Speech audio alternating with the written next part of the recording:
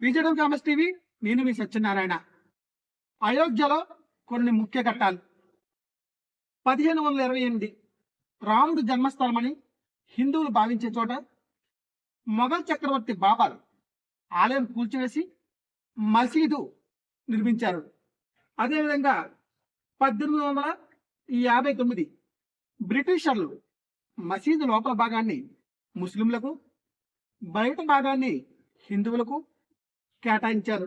అదేవిధంగా 1949 మసీదు లోపల రాముడి విగ్రహాలు బయటపడ్డాయి. అదేవిధంగా 1990 చారిత్రక రథయాత్ర. అదేవిధంగా 1992 బాబ్రీ మసీదును కూల్చివేసిన కర సేవకులు.